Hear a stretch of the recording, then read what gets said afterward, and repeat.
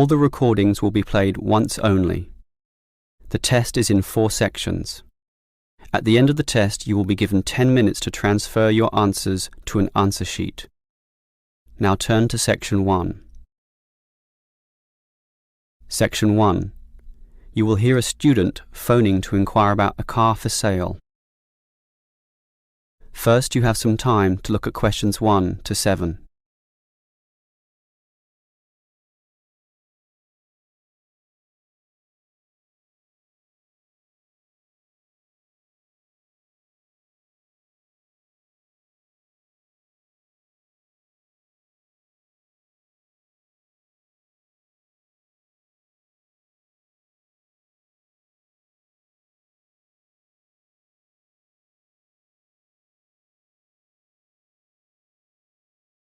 You will see that there is an example that has been done for you. On this occasion only, the conversation relating to this will be played first. Hello, can I speak to... the advert doesn't give a name. Well, the name is Bob, and I guess this call is about the car I'm selling, right? Yes, my name's Francis, and I'm definitely interested. The car owner's name is Bob, so Bob has been written in the space. Now we shall begin. You should answer the questions as you listen, because you will not hear the recording a second time. Listen carefully and answer questions 1 to 7. Hello, can I speak to... the advert doesn't give a name. Well, the name is Bob, and I guess this call is about the car I'm selling, right? Yes, my name's Francis, and I'm definitely interested. You'll like my car then. Clean, neat, nice. What sort is it? Oh, the original model was called an Echo. You know, like the echo a sound can make. But then they changed the name to Yaris just before I bought it. Yaris. I don't know why. I liked the old name, and it's the same car, but that's what it's called. So, what's the colour? The ad says it's cream-coloured. Like cream, then? Yeah, well, it's more of a yellow colour, actually. Not cream? No, I don't know why I said that. It's like a canary, and small like one, too. So, what about the power? How many cylinders does it have? 4 or 6? My brother has a 6-cylinder car and says it's very powerful. Well, this one's 4 only, but I find it fine for city driving. As long as you don't intend to drive this car interstate or across the country, it does the job fine. That's okay. I just want the car basically for commuting to work and maybe some weekend trips.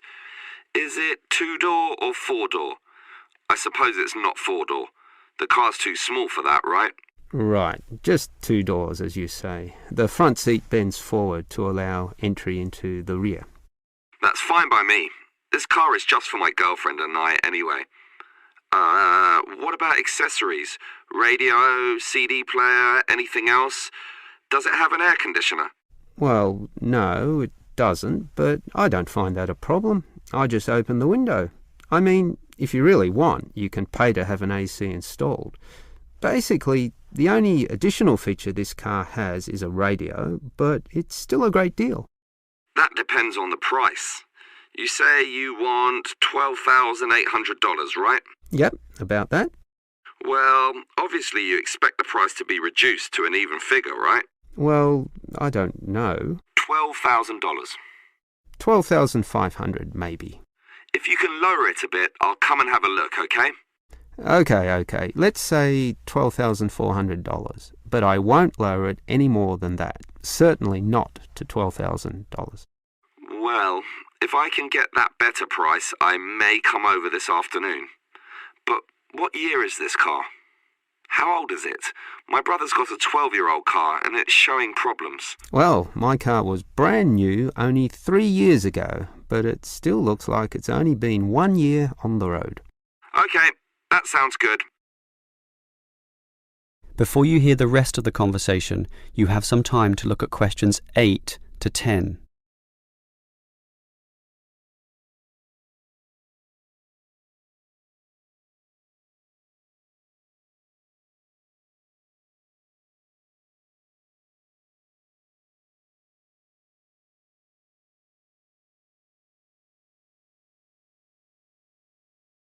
Now listen and answer questions 8 to 10. Can I just ask a few more general questions about this car you're selling? Sure. Can you just tell me why you think it's such a good deal? Of course, I won't necessarily believe you, but just tell me what you think. You can believe me. I honestly think this is a nice car, well worth buying at the price I'm asking. How much registration does it have left? To be honest, not so much, but I think having lots of registration is irrelevant. It's the car you're paying for, the quality and advantages of the engine itself. Well, what about that then? Okay, many people like to accelerate down the freeways, right? There are a lot of speed demons out there who think quickness is all that matters, but basically, people are mostly trapped in city traffic. So one of the things I like is that because this car is small, you can put it anywhere. Say you're in the city wanting to duck into a shop. Well, you can fit this car in any little space while you go shopping or do other things, and that saves you a lot of time. Yeah, but it's not that powerful, right? Oh, sure, the feel of a smoothly purring 6-cylinder engine attracts many people, but I compare my car to those small football players with the tight turning circles, those who can run rings around the larger players. This car is like that. It can turn this way and that way, dodge here, duck in there, sneak around corners, squeeze ahead and grab a position. That's also very useful when travelling in city traffic. Okay, I'll think about it. Sure, think about it, but all these advantages are sound and appeal to other buyers as well. No one holds the same car forever, so you can say exactly the same things that I just said when you want to sell the car. That will make it very easy for you to pass this car on to the next buyer. Yeah, maybe you're right. That is the end of section 1. You now have half a minute to check your answers.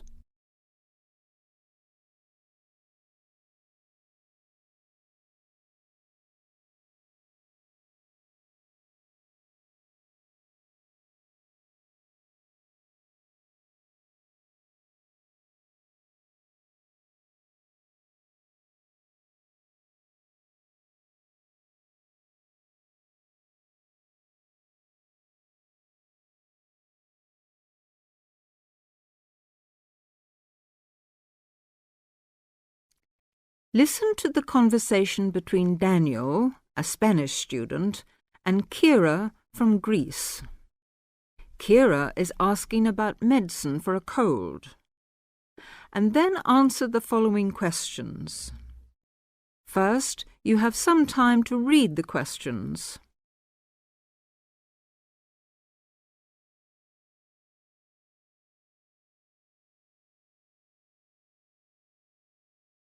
Now, listen to the conversation. Hello, Daniel. How are you? Not so bad, thanks. What about you? To tell the truth, I've got a terrible cold. Oh, sorry to hear that. Poor you. Maybe it's the change in the weather, or maybe you've been working too hard lately. Well, it must be the weather. Bless you. Have you taken any medicine? No, I haven't. Can you recommend anything? Now, let me see. I got some tablets a couple of months ago when I had a cold. Do you remember the name? Not exactly, but they were black and white capsules, sort of cylindrical shaped, and the label on the bottle had a name printed at the top in block letters, and I think the bottle was square. I'm not exactly sure. The name might have been something like Vigilan or Vegilan. How is it spelt? If I remember correctly, it's Vegilan. Vegilan. I'll just make a note of that. Thanks. Not at all, and I hope you feel better soon. Me too. By the way, Daniel, where's the nearest chemist? Oh, that's easy. From here you go directly south to the 2nd Main Street, and then you turn left. Continue straight along past the church, and at the next intersection turn right. It's on the left, the second shop after the bank, which is on the corner. You can't miss it.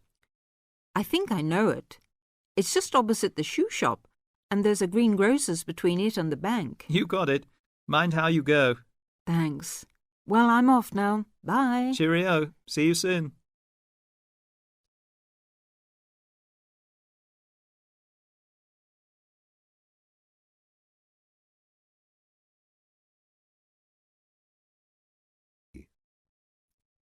Listen to the following interview and answer the questions with no more than 3 words. First, you have some time to read the questions.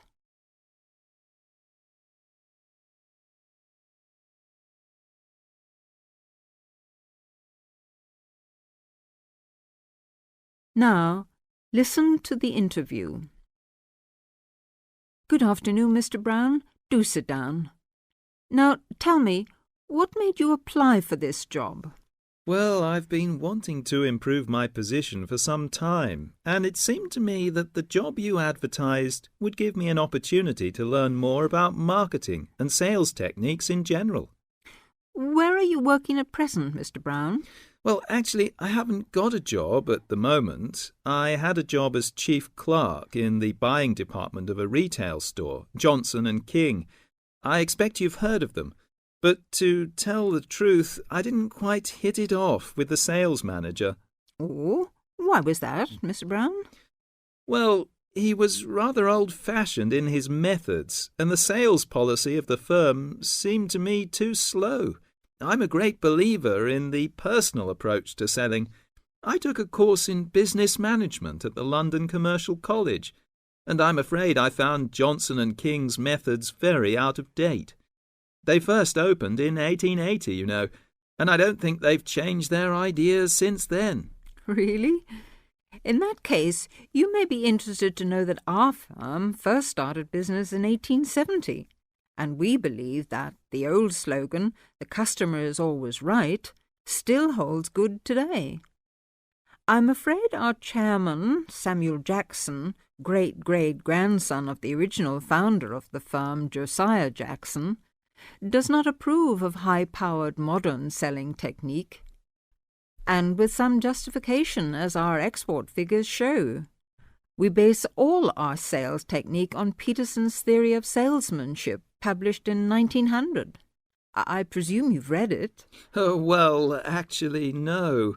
But I'll make a point of getting one from my local library without delay.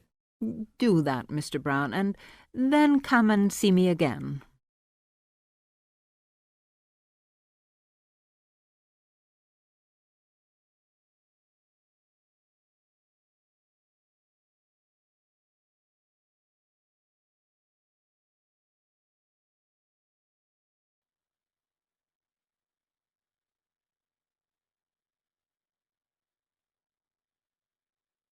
Now turn to Section 3.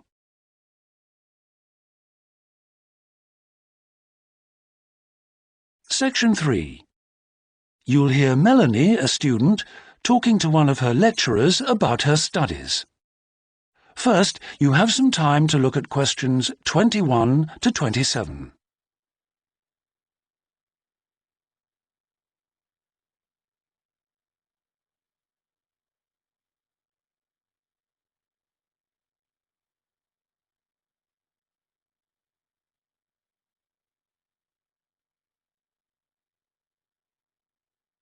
Now listen carefully and answer questions 21 to 27.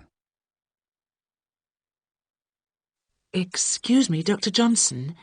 May I speak to you for a minute? Sure, come in. I'm Melanie Griffin. I'm taking your course in population studies. Right. Well, Melanie, how can I help you? I'm having a bit of trouble with a second assignment, and it's due in 12 days. What sort of trouble are you having? Is the assignment question a problem? Well, that's part of the problem. I've been having trouble getting hold of the books.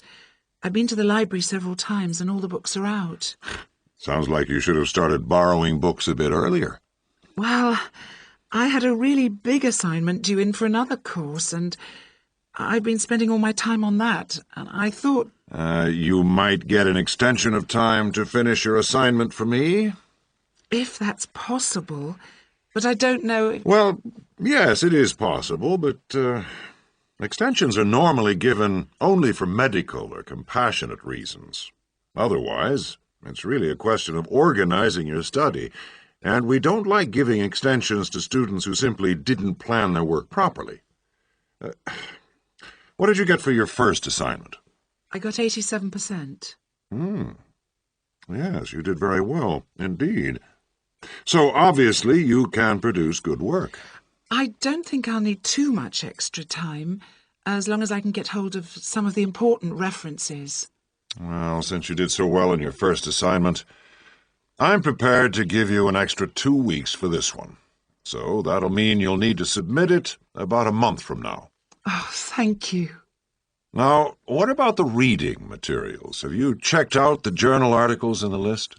No, not yet. There were about 20 of them, and I wasn't sure which ones would be most useful or important. Well, they're all useful, but I don't expect anyone to read them all because a number of them deal with the same issues. Let me give you some suggestions. The article by Anderson and Hawker is really worth reading. Right, I'll read that one. You should also read the article by Jackson, but just look at the part on the research methodology, how they did it. Okay, Jackson. Got that. And if you have time, the one by Roberts says very relevant things, although it's not essential. So, okay, if it's useful, I'll try and read that one. Now, the one by Morris, I wouldn't bother with that at this stage if I were you.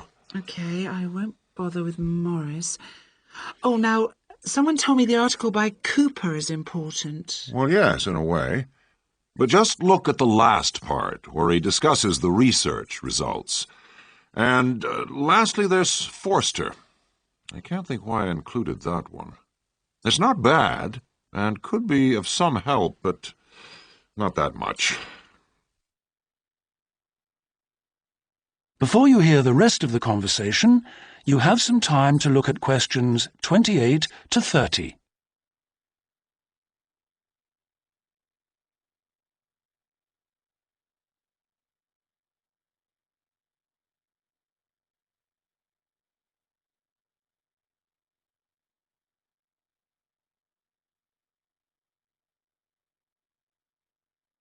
Now listen and answer questions 28 to 30. Now, let's deal with the assignment question. What's the problem there? It's the graph on page 2. What seems to be the problem? It's just the bar graph showing reasons why people change where they live. Well, I've got a photocopy, but the reasons at the bottom are missing. Ah, okay. Look at the first bar on the graph. Now, that indicates the number of people who move because they want more space. Oh, I see. Bar 1. Okay. Now, what about the next bar? Bar 2 is to do with the people living nearby, disturbing them. So they chose to move away to somewhere quieter. Now let's look at bar number 3. Another reason people change their place of living is because they want to be closer to the city. Okay. Proximity to the city is an issue. Now, bar number 4 refers to problems when the owner of the property won't help fix things that go wrong. In other words, the owner is not helpful, and so the tenants move out. Okay. Now, what about bar 5? Bar 5 is about those people who move because they need a bus or train to get them into the city or to go to work. Okay. And bar 6? Bar number 6 is interesting. That reason was given quite a lot. People moving because they wanted to be in a more attractive neighborhood. Oh, yes. Thank you very much. That is the end of section 3.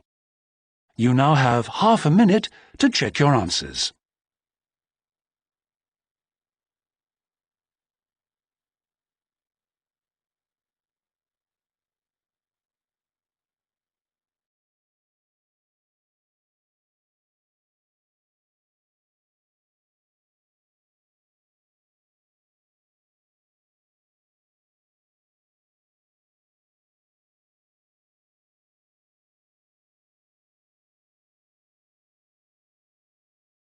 Section 4.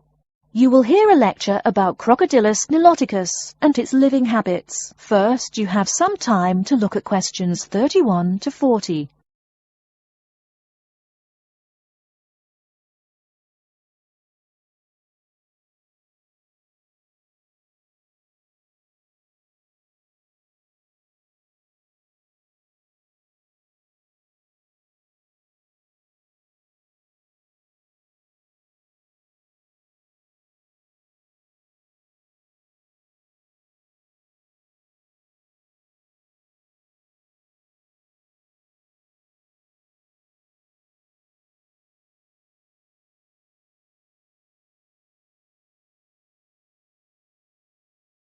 Now, listen carefully and answer questions 31 to 40.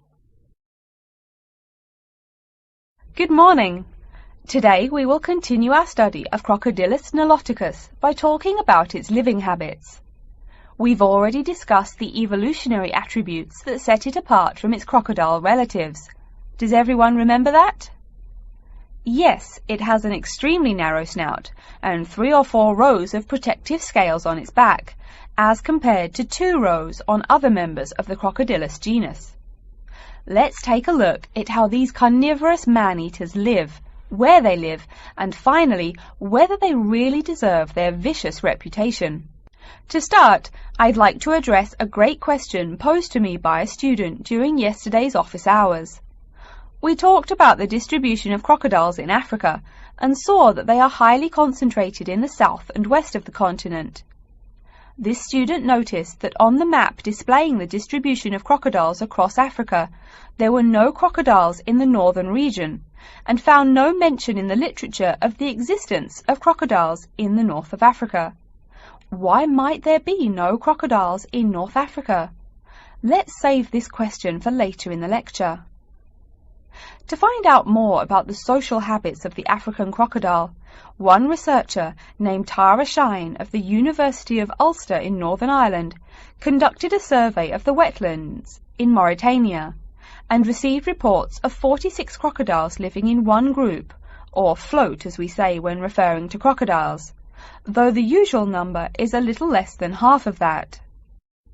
In general, crocodiles are more highly concentrated in wet subtropical environments near bodies of water and rich vegetation. While South American crocodiles thrive in cool rainforests, the African crocodile is more equipped for heat. Though they can survive at the hot temperatures found in some deserts, they are not equipped to handle dry climates and thus cannot survive in places like the Sahara Desert of North Africa. As cold-blooded animals, crocodiles' core temperatures fluctuate from their average of 38 degrees Celsius as external conditions change. Thus, they need to avoid extreme temperatures. Others live an underwater life, keeping a body temperature close to that of the water. As their own unique method of regulating their body temperatures, some African crocodiles have made dens by digging holes in the ground to provide themselves with a cool, dark place to retreat from the hot African sun. Speaking of the hot African sun, let's go back to the question asked at the beginning of the lecture. We know that there used to be crocodiles in northern Africa, yet today there are none. What are some possible explanations for this? Some students have suggested that the African crocodile has evolved from a desert creature into a wetland creature, thus causing them to migrate south for more appropriate conditions. Others presume that the crocodile was hunted out of northern Africa by a fiercer predator. While these are intelligent guesses, the real story is a little bit different. The key to this migration is that the Sahara Desert did not always cover the north of Africa. About 8,000 years ago, the land was fertile wetlands, perfect for breeding crocodiles. Over time, though, the area dried out and the wetland slowly turned to desert, leading the African crocodile to migrate south to the marshlands they call home today. Some crocodiles did, however, adapt to living in dry conditions. In Mauritania, some crocodiles have learned to survive in an area where they can go up to 8 months with no water, by spending the driest of times in what's called a torpor, or short period of hibernation. To utilize every bit of rainfall, these desert crocodiles dig underground caves that collect runoff, thus staying cool and hydrated. During the mating period in November and December, males attract females to their viciously protected territory through a number of behaviors that range from snapping their jaws all the way to sending infrasonic pulses through the water. Afterwards, the female digs a hole up to 60 centimeters in depth to store the eggs for an 80-day incubation period. The female protects these eggs during the period, and sometimes even helps crack the eggs with her snout at the end. These teeth-gnashing carnivores are softer than we think. Although these vicious creatures have attacked humans on a few occasions, the residents are not afraid of them. In fact, they show a great deal of reverence towards these wondrous creatures. Some say that crocodiles bring water to their habitat, so if they leave, they will bring the water with them. Obviously, this is not true, but it demonstrates the admiration the inhabiting people have for crocodiles. Generally, crocodiles do not predate on humans. They attack when humans populate the crocodile's habitat, instilling fear and uneasiness in the crocs. Like any other species, crocodiles are known to attack when feeling fear. There's still a lot more to be discovered about the African crocodile. Researchers want to know more about the population size, how many crocodiles inhabit Africa in all, how they form separate floats, etc. There is still also much to learn about migration patterns and relations to other populations of crocodiles now found in other parts of the world. Next time, we'll examine a few specific case studies of crocodile populations.